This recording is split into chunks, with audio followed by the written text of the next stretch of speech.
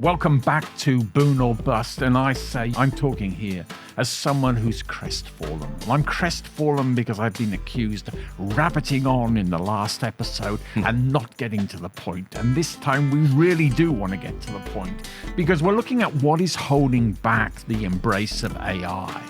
And we referred to the RBA report and saying what firms are telling us about AI. And Matt, what are some of the insights? What are they telling us about why is AI adoption lagging?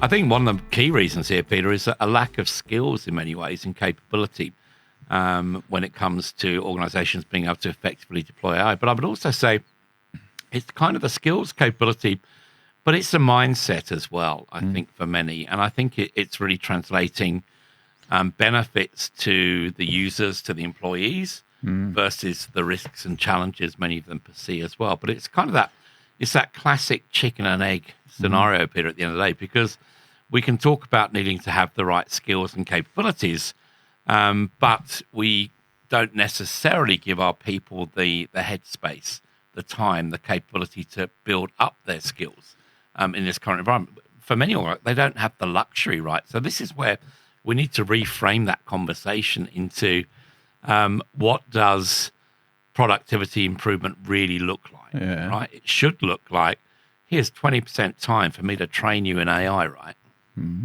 Okay, well, it's interesting. I'll come to that point because the first thing that you said to me is we need to equip people with the skills for harnessing AI. And yet, it is that chicken and egg situation. You don't know the skills you need till you've actually tried to use the technology and found where you've got frustration. So one of the skills that people are talking to me a lot about, and Matt, it's an area that I know you've got more and more proficient on over the last year, is prompt engineering.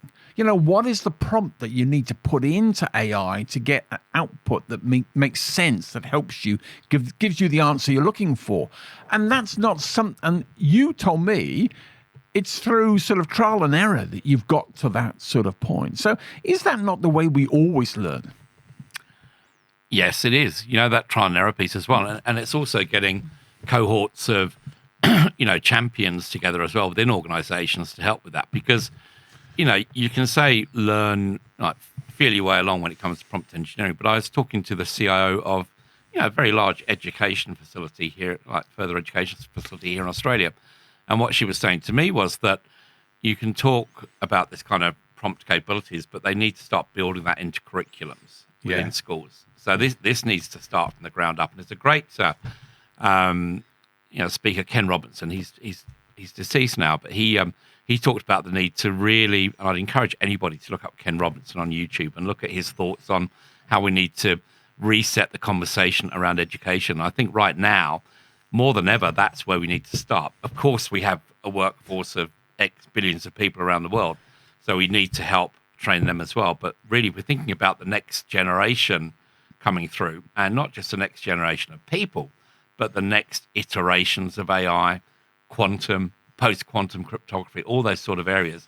Now is the time to educate from the ground up, so the next generation of workers are ready for this. Matt, you're talking to a man from a family of teachers. His mother was a teacher, his brother's a teacher, his sister's a teacher. And I worry that sometimes we expect teachers to suddenly miraculously understand everything new.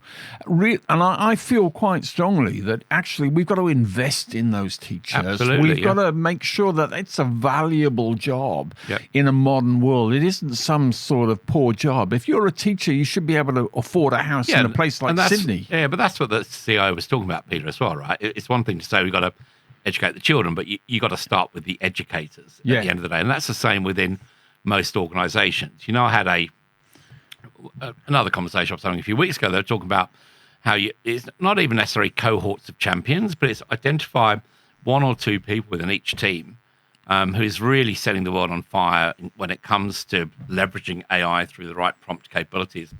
And learn from them to help educate others within the organization as well. But we're going off on a bit of a tangent. We are going off on a tangent because I'm getting back to the thought is, what does this mean for CEOs?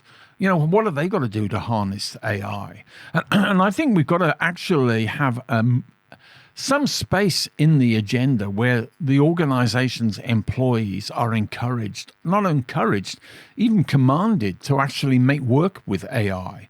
I hear, for example, the CBA, I think, is it 2 days a week? You've got to have some time using AI or something like that. Yep. So we've got to make something to make sure it becomes accessible. But back to your earlier point, we've got to actually say, what is the advantage of the employee doing this? Are they going to be worried this is a job replacing action? No, maybe we give them more money because they're AI literate. They've got some skill sets. They're demonstrating a willingness to embrace it. I think so. You got a reward for that. But also, when you come back to your point around the CEO, it really needs to be kind of a top-down, bottom-up approach to this as well. So it's all well and good to say we've got to educate employees around, the right way to prompt, the right way to get the right outcomes from AI. But we need to start from the top and educate the CEO, the board, in terms of what they can do more effectively as well. Because I think there's an awful lot of, people throwing expectations over the wall without actually walking the talk in many ways. Exactly. Well, Matt, I know you've interviewed this person, but I also went to a study or a workshop where people from the Lendl Group were presenting what they've done, Lendy Group, I should say, what they've done. And what came out clearly was this was driven by the CEO right down. He was the guy walking the talk. He was the guy setting the expectations, getting people engaged, getting their thoughts and views. It's quite an impressive story. Mm-hmm.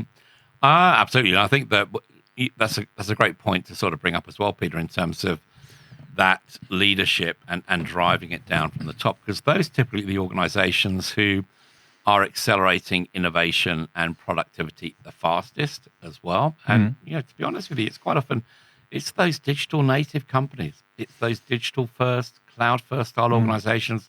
They're really leading the charge. You brought up CBA earlier on. Don't want to sort of appear like a poster child for CPA, so to speak. But as we've talked about before, they're not a bank. They're a technology company. Yeah. And many of the other banks are sort of struggling to kind of keep up with them and get to that same level at the same time. Yeah. Well, and what the Lendy Group did was actually set targets about the embrace of AI. There were certain times we want this process to be driven by AI by 2026. Things like that are actually quite impressive. But what worries me about AI is people think, and you have a term for this, Matt, where people, a glorified spell checker is what you say. There's a lot of people use AI. Yep. And it's like, I use it to construct a letter or an email. I'm using AI. But AI is more than that. If we're going to really harness AI, we've got to be embedding it in processes and workflows in systems. Tell you a secret, I never use AI to compose an email, Peter. Well, I might use it to help me with other things, but I think that's one area where you still need that personal approach to things in many ways, because people can read through that in a million years. And I know there's a tendency to see that as a great productivity improver, but it's clear as day when that's happening. But you're getting me on a rant. We came up with a term on a podcast the other week, called it a rant cast, right? So rather than a podcast. Matt, it's engagement. People, your ranting gets people listening intently to what you're about to say. Right. But what I'm also thinking, Matt, is we've got to actually start using AI in a way that it looks at the problems in an organization and actually is constructing a quote or a proposal. Is that a problem? Or is a problem the fact it takes us 6 days to get a product to somebody that we've sold? How can we short circuit that sort of type of stuff? I think it's the inefficiencies in our organization. And I think that's more important than actually as a personal productivity tool for people.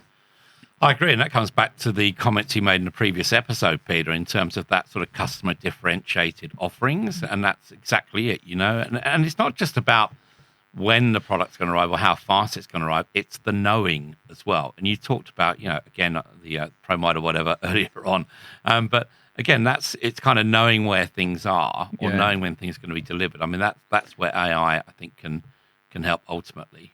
Yeah, but I also have a real strong feeling, Matt, that sometimes what people might think some work is arduous or tiresome, but sometimes there's gain in some of that work. Actually, it is the process of gathering that stuff that gives you insights. I was doing a exercise for a round table I was running for a group of agricultural organizations, and I wanted to look at the data on what is the sentiment in the agricultural sector in Australia. And there was a map in a PDF format. So I said to ChatGPT, compose that into a PowerPoint for me, and it came up with all this erroneous data. It wasn't the exact chart. So I ended up doing it myself. But actually, in the process of doing it, I started to get insights. Actually, the agriculture sector is very volatile. Sentiment goes up and down very quickly. And that I thought was an interesting point about we've got to use the times when it's positive to make hay while the sun shines, so to speak. And I think that was an insight that I thought was quite useful to get. And I think sometimes those insights come from some of that arduous work. It does. It's that classic kind of human in the loop conversation we're having, Peter, as well, when it comes around. And I think our friends at Deloitte could probably have done with it a little bit more of that. Well, they could certainly. Our good friends at Deloitte, we should say.